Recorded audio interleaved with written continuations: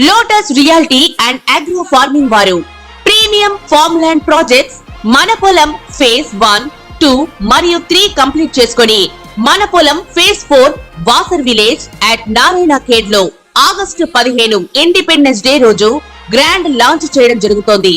Launching మరియు independence day సందర్భంగా 5 guntas land out rate లో బుక్ చేసుకున్న వారికి 1,50,000 రూపాయల డిస్కౌంట్ తో పాటు 2 గ్రాముల గోల్డ్ ఫ్రీగా ఇస్తున్నారు. పూర్తి వివరాలకు సంప్రదించండి.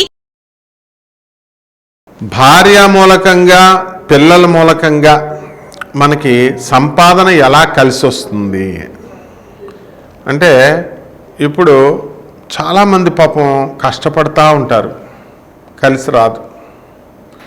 ఏమిట్రా బాబు నేను కష్టపడుతుంటే కలిసి రావడం లేదు అనుకుంటారు. తర్వాత ఇది భార్య మూలకంగానా లేదా పిల్లల మూలకంగానా అనేది తెలీదు, లేకపోతే వాడి మూలకంగానే వాడి దరిద్రమా తెలీదు. పెద్దలు ఏం చెప్తూ ఉంటారు సాధారణంగా, అరే తినే యోగం ఉంటే భార్యా బిడ్డలకి తినే యోగం ఉంటే కనుక వాళ్ళకి నువ్వు చేసేది కష్టపడిన దానికి డబ్బులు వస్తాయరా నాయన అని చెప్తారు. అది వాస్తవం కూడాను. అంటే నీ వ్యక్తిగత జాతకం కూడా బాగుండాలి, భార్యా పిల్లల మీద తోసేయడం కాదు. వాళ్ళకి తినే యోగం ఉంటే నీకు కష్టపడే స్వభావం వస్తుంది.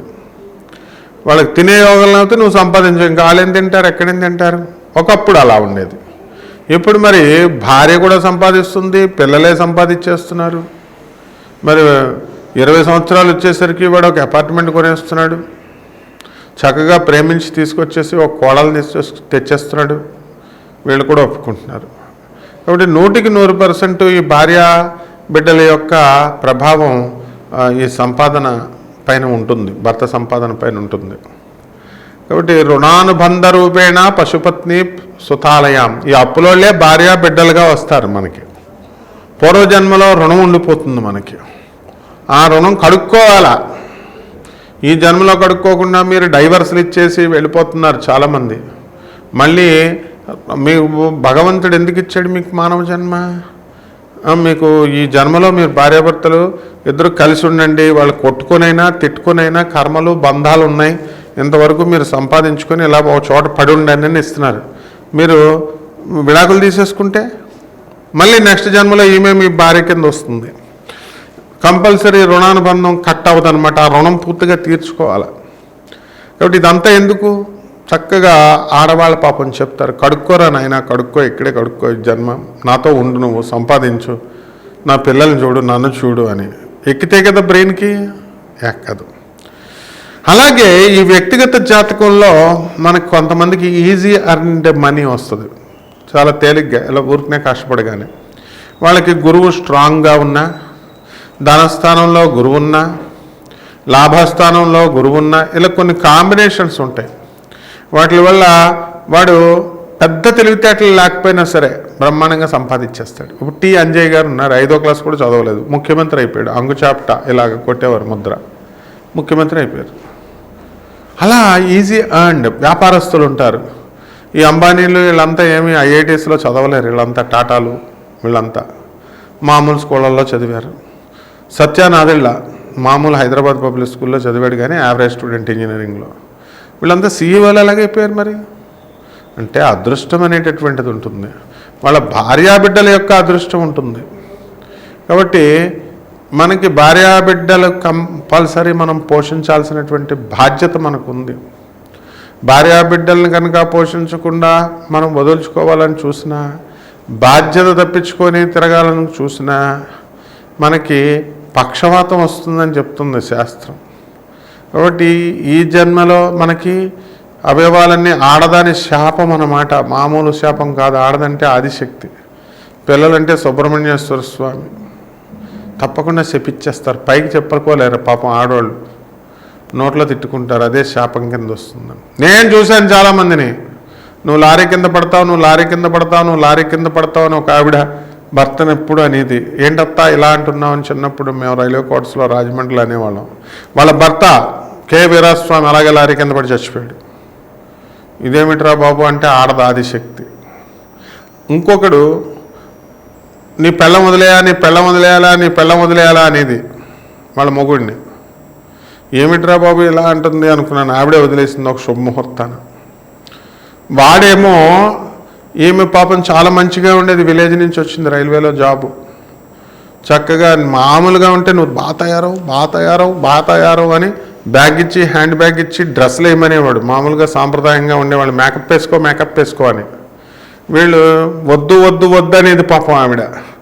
మేము అప్పుడు స్టూడెంట్స్, మా దగ్గరికి వచ్చేది, మా గురువుగారి దగ్గరికి వచ్చేది, సార్ ఇతను నన్ను తయారవ్వమంటున్నాడు, మంచిగా తయారవ్వమంటున్నాడు అంటే మా గురువుగారు చెప్పారు, ఇప్పటికీ నాకు గుర్తుంది, పురాణపండి రాధాకృష్ణమూర్తి గారు, జయశ్రీ టాకీస్ దగ్గర, రాజమండ్రి, నువ్వు తయారవరా నాయన, నువ్వు అందంగా నిన్ను చూస్తారు, నీ పెళ్ళాన్ని తయారవ్వమంటే వెంటరా, నీ పెళ్ళాన్ని అందరూ చూస్తారు అంటే వినలేదు.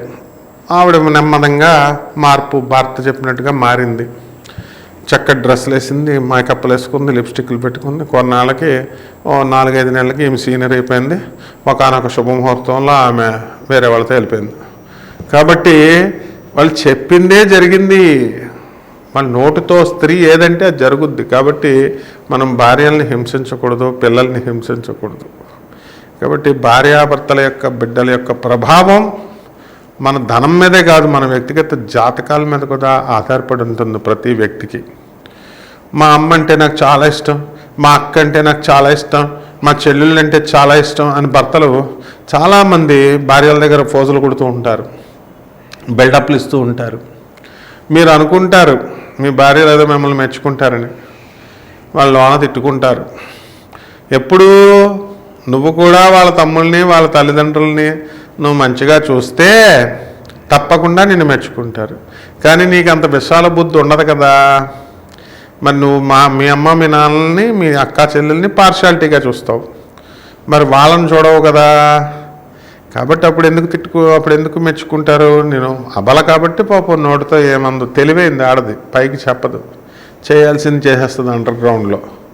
తర్వాత మరి మగవాళ్ళ ఇష్టం. కాబట్టి ఈ విధంగా భార్యాభర్తల యొక్క ప్రభావం మనకి జీవిత భాగస్వామ్యం యొక్క పైన మన ప్రభావం ఎక్కువ ఉంటుంది. స్త్రీ అంటే మాయా ఏమని చెప్పాడో, ఔరత్కి మాయా భగవాన్న పాయా అన్నారు. అంటే ఆడదాని మాయ భగవంతుడు కూడా తెలుసుకోలేడు అని. సముద్రం లోతంతో ఆడదాని మనసు తెలుసుకోలేరు. తస్మాత్ జాగ్రత్త ఆడవాళ్ళతో. లవ్లంత ఈజీ కాదు. Don't play games. ఈ కామ్తో ప్లేస్ చేయొద్దు గేమ్స్ అనేవారు కదా, అలా మీ భార్యలతో ప్లేస్ చేయొద్దు. చక్కగా సవ్యంగా కాపురాలు చేసుకోండి, మంచిగా పేద ప్రజలకు సేవ చేయండి, ఒకళ్ళొకళ్ళు కొట్టుకు చావకండి.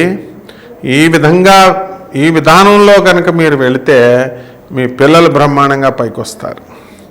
మీకు ధనం సంపాదించాలనే కసి వస్తుంది, ఆలోచన వస్తుంది, అద్భుతాలు సృష్టిస్తారు మీరు. ఈ విధంగా చక్కగా మీ యొక్క సంపాదన అనేటటువంటిది శక్తి పెరుగుతుంది. కాబట్టి 100% భార్యాబిడ్డల యొక్క ప్రభావము మీ యొక్క సంపాదనా శక్తి పైన ఆధారపడి ఉంటుంది. భార్య ప్రశాంతంగా ఉంటేనే కదా, నిన్ను ప్రశాంతంగా ఉంచితేనే కదా నువ్వు ప్రశాంతంగా బయటకు వెళ్ళి ఉద్యోగం చేస్తావు. ఆమె టైంకి వండి పెడితేనే కదా నువ్వు ప్రశాంతంగా అన్నం వండుతావు, పనులు చేస్తావు. కాబట్టి మీ భార్యల యొక్క ప్రభావంతో 12 రాశులు ఎలా ఉన్నాయో మనం తెలుసుకుందాం. కుంభరాశి. ఈ కుంభరాశి వారికి ఈ ఆగస్టు సెప్టెంబర్ నెలల్లో అసలుకి మీకు తిరుగులేదు. పనులు లేదని బాధపడుతున్నటువంటి వాళ్ళకందరికీ కూడా చేతుల నిండా పని, డబ్బులు ఏం చేసుకోవాలో కూడా తెలియకన్నంత డబ్బు, క్యాష్. ఇక ఈ కుంభరాశి వాళ్ళు ఏమండి, మమ్మల్ని ఏలినాటి శని జరుగుతుందండి, ఏలినాటి శని జరుగుతుందని. ఏం చేస్తుంది ఏలినాటి శని పట్టుకొని మిమ్మల్ని? మీ తల్లిదండ్రుల్ని మీరు చూస్తారు, చక్కగా ఇళ్లలో పెట్టుకొని చూస్తారు. కుంభరాశి వాళ్ళ సంగతి నాకు తెలుసు. మొత్తం బంధువులందరినీ అస్తమానం పిలిచి భోజనాలు పెడుతూ ఉంటారు, అడగకపోయినా సరే. అంత మంచోళ్ళు మీరు. కాబట్టి కుంభరాశి వాళ్ళు అస్సలు కష్టాల గురించి ఆలోచించవద్దు అస్సలు. ఇక పని విషయాల్లో, వృత్తి వ్యాపార ఉద్యోగ విషయాల్లో బ్రహ్మాండంగా ఉంటుంది మీకు. లేదండి అంటే నేనేం చెప్తా, ఇక ఉద్యోగాలు చేస్తున్నటువంటి వాళ్ళకి ప్రమోషన్స్ కోసం ఎదురు చూస్తున్నారు, అటువంటి వాళ్ళు కొంచెం ఆగండి. కొంతమందికి వచ్చేస్తాయి. ఆల్రెడీ లిస్ట్ స్టార్ట్ అయిపోయింది. మిగతా వాళ్ళు ఎవరైతే ఉన్నారో అటువంటి వాళ్ళందరూ కూడా కొంచెం నెక్స్ట్ ప్యానెల్లోకి వెళ్ళడం అనేటటువంటిది జరుగుతాయి. ఇక ఈ కుంభరాశి వాళ్ళకి సంతానం గురించి ఆలోచన, వాళ్ళు పెద్ద అయిపోయినా సరే వాళ్ళ గురించి ఆలోచిస్తే ఎట్లా మీరు? ఆ సంతానం వల్ల మనశ్శాంతి లోపం, ఆర్థిక ఇబ్బందులు. ఆర్థిక ఇబ్బందులు ఎట్లా? పుష్కలంగా చేతుల్లో డబ్బులు వస్తుంటే అంటే ఖర్చు అనేటటువంటిది అధికంగా మీరు ఖర్చు చేస్తూ ఉంటారు. అంటే ఒక చంద్రగుప్త మౌర్యుల్లాగా మీ యొక్క జీవన విధానం ఉంటుంది కాబట్టి ఖర్చులు అనేటటువంటిది మీరు ఎక్కువ పెడతారు. దానివల్ల మీకు మంచి పేరు ప్రతిష్టలు వస్తాయి. ఏం బ్రతుకుతున్నాడు రాజాలాగా, మౌర్యలాగా, చంద్రగుప్త మౌర్యుల్లాగా అని అందరూ మిమ్మల్ని మెచ్చుకుంటారు. కాబట్టి ఈ యొక్క కుంభరాశి వారికి మనకున్నటువంటి గ్రహస్థితి రీత్యా మెస్మరిజం, మాయ చేసేస్తారు మీరు. ఆడవాళ్ళు కూడా మీరు పని చేయించుకునే విధానం ఎలాగో తెలుసు అందరి చేత. కాబట్టి విద్యార్థులు మీకు మార్కులు వేయించుకోవడం ఎలాగో తెలుసు మాస్టర్ల చేత. పనులు లేనటువంటి వాళ్ళు కస్టమర్స్తో మాట్లాడి పనులు ఎలా తీసుకుంటారో తెలుసు మీకు. ఓవరాల్గా ఏంటంటే కుంభరాశి వాళ్ళు మాయగాళ్ళు అయిపోతారనమాట. మెస్మరిజం పవర్ మీకు వచ్చేస్తుంది. బ్యాంకులు వద్దంటే మీకు లోన్లు ఇచ్చేస్తాయి. అప్పులోళ్ళు మీ ఇంటికి వచ్చి అప్పులు ఇచ్చేస్తారు. మీరు అప్పులు తీసుకున్న వాళ్ళు అప్పులు అడగరు. మేము ఇస్తావురా బాబు అన్న ఇంకొంతకాలం ఉంచంటారు. మరి స్థలాలు లేని వాళ్ళు స్థలాలు కొంటారు, ఇళ్ళు లేని వాళ్ళు ఇళ్ళు కొంటారు. కాకపోతే ఏలినట్స్ జరుగుతుంది. కాకపోతే కొంచెం జస్ట్ ఆరోగ్యం సమస్యలు వస్తాయి. మళ్ళీ ఆరోగ్యం సమస్య అంటే ఏమన్నా హార్ట్ అటాక్ వచ్చేద్దని నేను అడగకూడదు. ఆరోగ్యం సమస్యలు అంటే మానసిక వికలత్వం. అయ్యో ఇంత ఖర్చు అయిపోతుంది డబ్బులు, అయ్యో ఇలా అయిపోతుంది అని మానసికంగా ఆలోచించి సైక్రియాట్రిక్ ప్రాబ్లమ్స్ రావడానికి, సైకిక్ ఎబరేషన్స్ రావడానికి అవకాశాలు ఉంటాయి. రైతులు బ్రహ్మాండంగా శుభ్రంగా తినేసి చక్కగా వ్యవసాయం చేసుకుంటారు. ఏ విధమైనటువంటి బాధ మన ఉండదు. ఎందుకంటే కష్టజీవులు పాపం వాళ్ళు. కాబట్టి రైతులు చక్కగా ఖరీదైన బంగారం కొంటారు. ఈ సంవత్సరం వాళ్ళ భార్యలకి నెలలో 2 రోజులు కూడా ఇంట్లో ఖరీదైనటువంటి వస్తువులు ఇస్తారు. మరి చక్కగా ఫోన్లు కొనిపెడతారు. మరి మీ ఇంట్లో వాళ్ళందరికీ కూడా ఖరీదైన ఫోన్లు, మరి బంధువులకి అందరికీ కూడా చక్కగా పార్టీలు ఇస్తారు, వినోద కార్యక్రమాలు. దూరపు బంధువుల మరణం ఒకటైనా మీకు ఈ 2 నెలల్లో వినిపిస్తుంది. అలాగే ఆ మరణాలకి అపర కార్యక్రమాలకి మీరు వెళతారు. ఏదో ఒక శక్తి చేయాలని, నేను తపశక్తి చేయాలా అనేటటువంటి ధోరణితో, ఏదో ఒకటి సాధించాలి అనేటటువంటి ధోరణితో ముందుకెళ్తూ ఉంటారు. సమయం తెలియదు మీకు, కాలం గడిచిపోతూ ఉంటుంది. ఎంత టైం అయిపోతుందో కూడా మీరు గమనించరు. కాబట్టి ఈ యొక్క సినీ సంగీత సాహిత్య రంగాల్లో ఉన్నటువంటి వాళ్ళందరికీ కూడా బ్రహ్మాండమైనటువంటి గుర్తింపు ఉంటుంది. డబ్బులు ఉండవు. అలాగే సినిమా ఫీల్డ్ వాళ్ళు ఎవరైతే ఉన్నారో సినిమాల మీద సినిమాలు తీసేస్తారు, డబ్బులు ఉండవు. అయితే వ్యాపారాల మీద లాభాలు వస్తాయి. టీఏలు అరియర్స్లు వస్తాయి ఎంప్లాయీస్కి.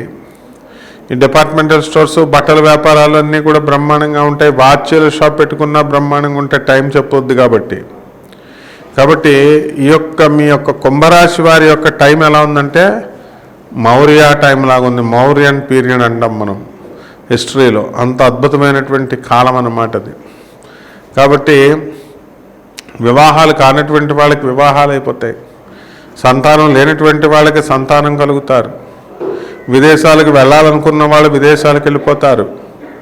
పాత లవర్స్ మళ్ళీ మీ దగ్గరికి తిరిగి వచ్చేస్తారు. ప్రేమ వ్యవహారాల్లో మీకు అన్నీ కూడా దూసుకెళ్ళిపోతారు. మీ ఇంట్లో ఒక శక్తి తిరుగుతూ ఉంటుంది, ఒక స్త్రీ తిరుగుతూ ఉంటుంది. అదేంటో అని కంగారు పడుతూ ఉంటారు. అది అదృష్టలక్ష్మి మిమ్మల్ని తరిమికి వస్తూ ఉంటుంది. మాకు వద్దన్నా సరే అదృష్టలక్ష్మిని మిమ్మల్ని వదలదు. వద్దంటే డబ్బులు ఇచ్చేసే మీకు వెళుతుంది. ఈ విధంగా కుంభరాశి వారు చాలా అదృష్టవంతులు. కాబట్టి రెమెడీస్ చేసుకోండి, స్వల్పమైనటువంటి రెమెడీస్. ఏలినాటి శని జరుగుతుంది కదా, ఎంత డబ్బున్నా, ఎంత సంతోషం ఉన్నా, ఎంత ఇళ్ళున్నా, ఏమున్నా ఉసోర్మంటూ నీరసంగా ఉంటారు. అది పోవడం కోసం శని జపం చేయండి, శని స్తోత్రాలు చదవండి, శనికి కిలోంపావు నల్ల నువ్వుల్ని, నల్లని వస్త్రాన్ని మీరు శనివారం నాడు ఉదయం 8 గంటలకి దానం చేయండి. అలాగే చక్కగా సిమ్మిలి ఉండల్ని మీరు తయారు చేసి దానం చేయండి శనివారం నాడు. శనివారం నువ్వుల ఉండలు ఎవరు తీసుకోరు, ఎలాగోలాగా అంటగట్టేసేయండి. ఈ విధంగా అలాగే దశమహావిద్యల్లో ఒకటైనటువంటి మహాకాళి అమ్మవారి యొక్క హోమాన్ని మీరు జరిపించడం ద్వారా మీకు చాలా బాగుంటుంది. ఈ 2 నెలలు కూడా శుభమస్తు.